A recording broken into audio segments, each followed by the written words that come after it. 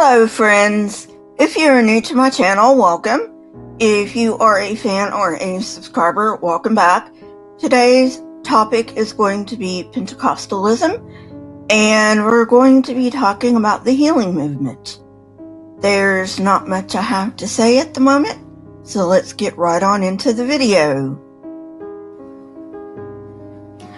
I have previously done a video entitled, "What is Speaking in Tongues?"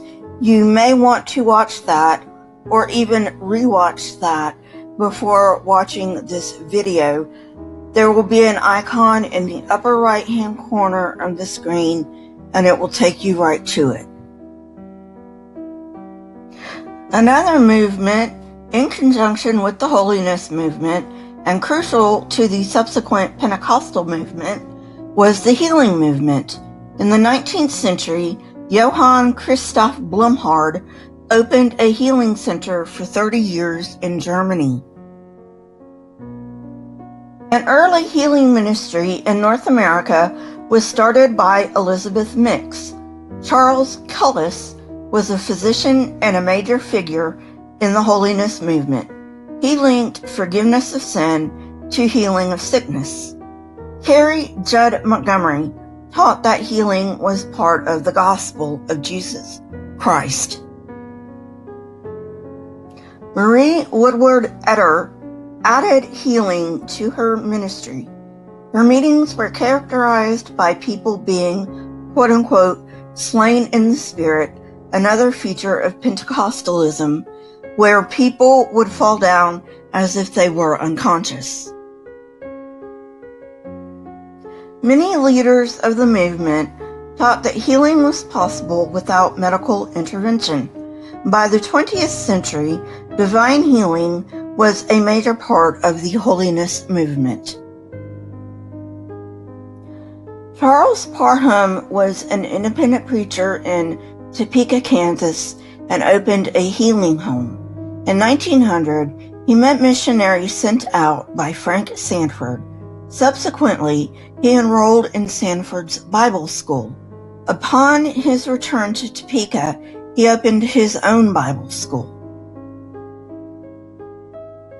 One of his assignments to his students was to find in the book of Acts evidence of, quote-unquote, baptism with the Spirit, because he had convinced them that they had not received a second Pentecost. When he got back, they informed him that the biblical evidence of being baptized in the Spirit was speaking in tongues. Some started speaking in tongues, but the press was skeptical. Parham eventually moved to Kansas City and started preaching at holiness missions in Kansas and Missouri, where there were experiences of healings and speaking in tongues. In 1905, Parham was at the height of popularity, and thousands were reported to have received the Spirit baptism. This new movement was known as the Apostolic Faith. He set forth the evidential tongues doctrine that is the backbone of American classic Pentecostalism. But he insisted that these quote-unquote tongues were real languages, or xenolalia, given for the proclaiming of the gospel in the last days.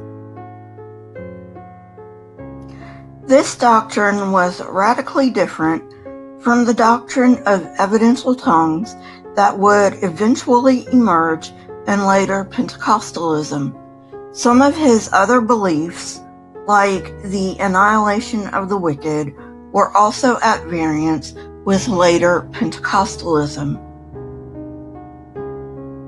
Despite his insistence that quote-unquote tongues are real languages, Parham is credited with the theological shift to glossolalia in modern-day Pentecostalism.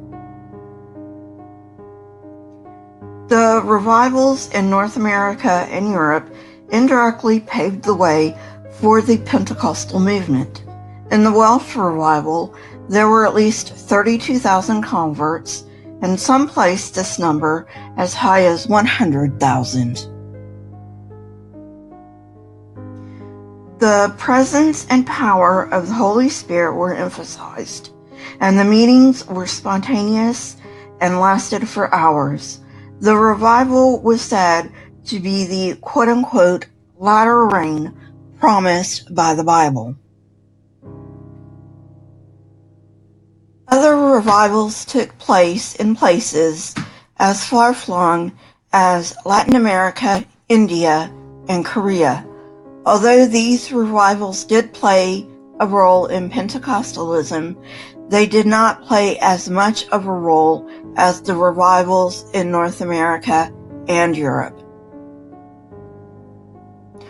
Well, friends, we've come to the end of another episode. I hope you enjoyed it. If you did like it, please hit that like button, press the subscribe button, and if you would like to be notified when I come out with new content, please hit the bell next to the subscribe button. My source is in the description, as well as my email, PayPal, Discord, and Twitter links. Please leave comments in the comments section. I love hearing from you. Remember, I am also taking requests now. I would like it to be something on religion, but it doesn't have to be. Just as long as I know a little bit about the subject, I can dig in and get some more information. Question everything and never be afraid. Here are a couple of videos from my library.